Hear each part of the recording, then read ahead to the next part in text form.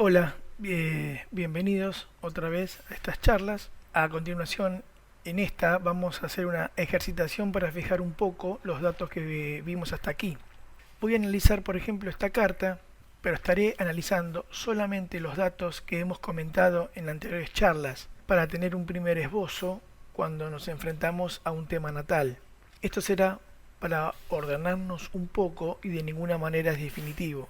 Comencemos con esta primera carta, es la carta de un hombre, o sea, un masculino. No veamos los aspectos, focalicemos simplemente en los planetas, observemos en qué signos astrológicos están ubicados. Iniciemos con el Sol. Veo que está en los últimos grados de Escorpio. En la tabla, como ya expliqué en la charla anterior, puse unos valores arbitrarios que en lo personal me han servido. Decía que el Sol está en Escorpio y sabemos que en cuanto a elementos, Escorpio es un signo de agua y tiene que ver con la función psicológica del sentimiento. Voy a poner en la celda de la columna agua, en la fila del Sol, el valor 10. Escorpio sé que es un signo fijo, entonces nuevamente 10, porque estoy hablando del Sol, en la columna fijo en la misma fila del Sol.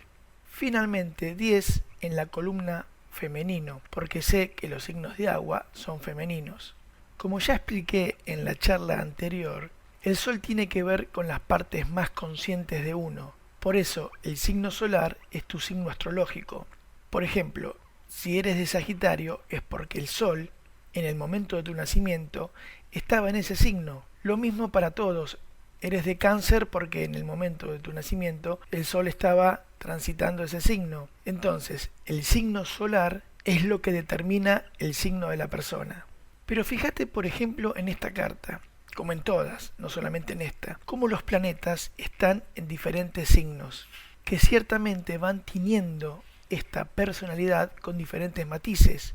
Si no, serían todos los escorpianos, por ejemplo, en este caso porque estoy observando una carta de un escorpiano, serían todos iguales. Y ya ves que no es así. Independientemente de tu signo solar, que indudablemente da una característica importante, todos estamos llenos, por así decir, o conformados de otros matices por las distintas posiciones planetarias. Continuemos con la Luna. La Luna está en Sagitario y Sagitario es un signo de fuego. Entonces 9 en la fila de la Luna, pero en la columna de fuego. Otro 9 en la columna mutable, porque Sagitario es de fuego, adaptable o mutable y masculino. De hecho, ya sé dónde voy a poner mi último 9 en esta fila. Sigamos con Mercurio, que también está en Escorpio, y como hicimos con la fila del Sol, simplemente pongamos 6 en la columna de agua, fijo y femenino, en la fila de Mercurio. Ahora veamos a Venus. Venus está en esta carta en Capricornio, y Capricornio es del elemento tierra, función sensorial, cardinal y femenino, porque los signos de tierra, al igual que los de agua, son femeninos. Entonces ya sabrás en dónde poner el valor 5 en esta fila de Venus. Por supuesto, en tierra, en la columna tierra, cardinal y femenino. Marte en esta carta está en Libra, y Libra es un signo de aire. El pensamiento es la función psicológica para este elemento. Si has visto las charlas anteriores, por supuesto. Libra es cardinal y masculino, como todo signo de aire. Entonces ponemos 5 en la fila de Marte y en las columnas de aire, cardinal y masculino. Bueno, me imagino que ya te estás dando cuenta de qué se trata este ejercicio. Estamos repasando lo dicho en charlas anteriores y lo estamos implementando para ver qué características básicas vemos en esta carta natal, por ejemplo. Continuemos con Júpiter, que Júpiter aquí está en Libra, al igual que Marte. Repetimos, pero con el valor 3 en las mismas columnas, o sea, aire, cardinal y masculino. Seguimos con Saturno. Saturno está en fuego, en el signo de Aries. Entonces, sabiendo que además es cardinal y masculino, ponemos 3 en esas columnas. Urano está en Libra, al igual que Júpiter. Libra, que es de aire, cardinal y masculino, pero el valor será en este caso 1. ¿Por qué 1? Porque estamos en el ámbito del inconsciente más profundo y no hay identificación consciente con él. Como dije en las charlas anteriores, estamos en el ámbito del inconsciente colectivo. De hecho, junto a Neptuno y Plutón, son generacionales. y nos actúan por proyección, como algo que nos viene de afuera, por eso estoy poniendo este valor. Neptuno está en Escorpio.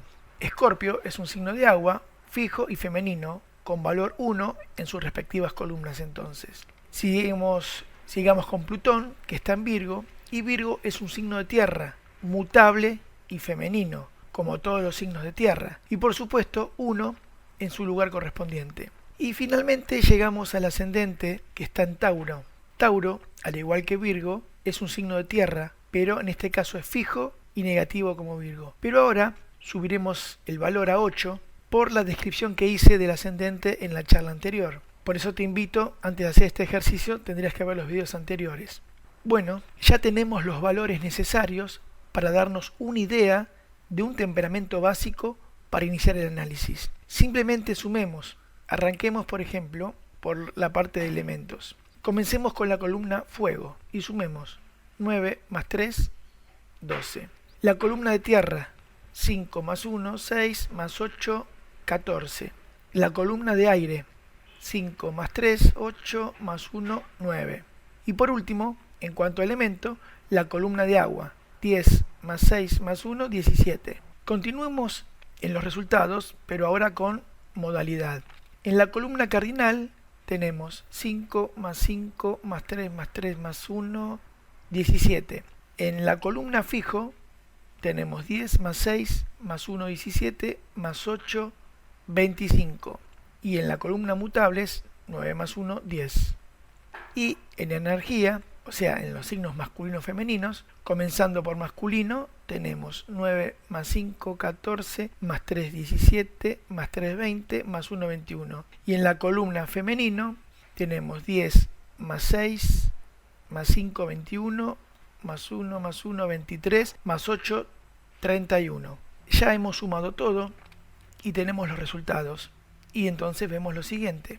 En este caso, el elemento dominante es agua, o sea, la función psicológica que hace referencia al sentimiento, y su función opuesta, que es el aire, en este caso tiene 9, irá relegada al inconsciente, y tanto el fuego, que representa la intuición, como la tierra, la sensación, pueden ser funciones auxiliares. En este caso coincide que por cantidad el aire es menor, o sea, 9 es menor que 12, que el fuego, y 14 la tierra, pero si fuese mayor que alguno de estos dos y menor que el dominante, que es el agua, lo tendríamos que interpretar como que va en el inconsciente por ser una función opuesta y no auxiliar. Recuerda el video, creo que fue la charla 6 que hablé de esto, de las funciones de la conciencia.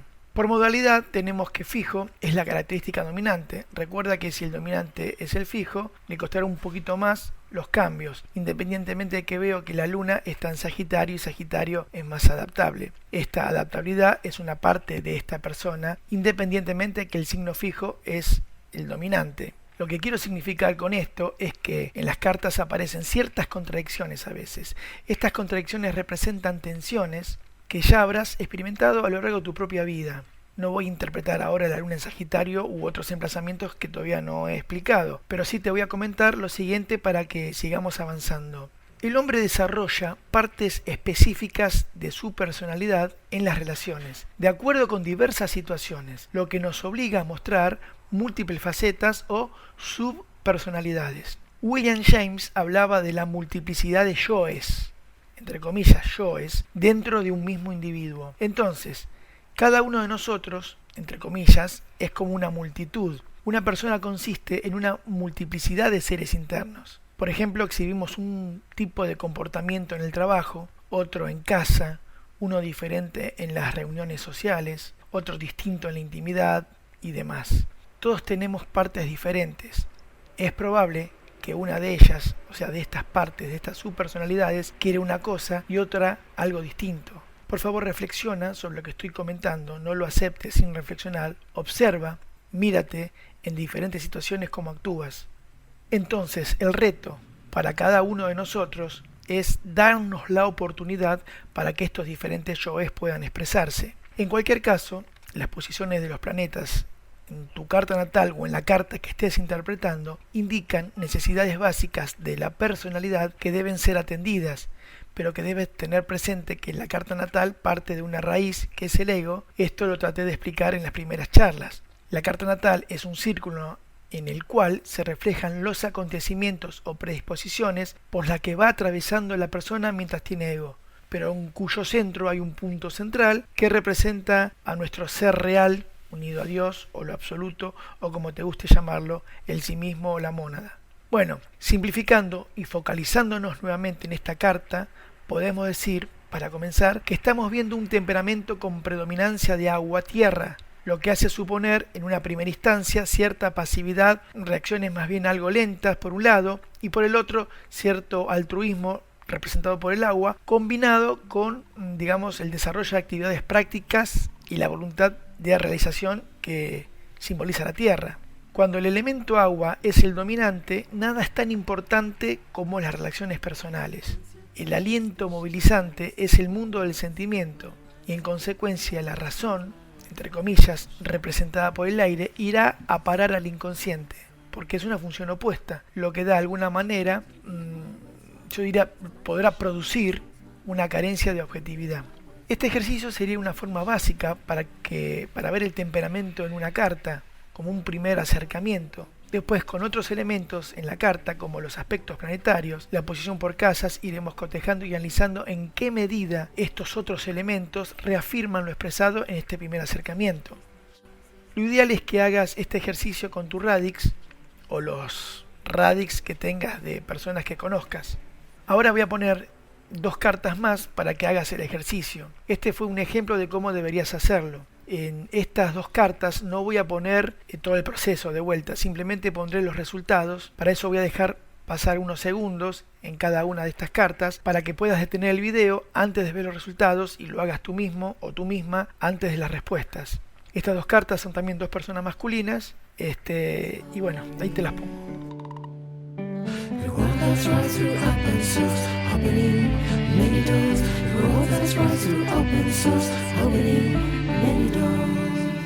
En esta segunda carta, en este caso, los elementos dominantes son aire-tierra o tierra-agua, están muy parejos. Por ser tan parejos, uno sería dominante y otro el auxiliar. El aire como función dominante, porque tiene el sol en aire, entre otras cosas, haciendo alusión al pensamiento, relegará al agua o sentimiento al inconsciente. En otras palabras, al ser la función principal el pensamiento, entonces ese pensador, entre comillas, tropezará con los valores del sentimiento que actuarán en él en forma inconsciente. Por otra parte, podemos decir un pensador aire, ¿no? Simboliza el aire, pragmático tierra. Es como que tendrá una tendencia a tratar de concretar la tierra, sus ideas aire.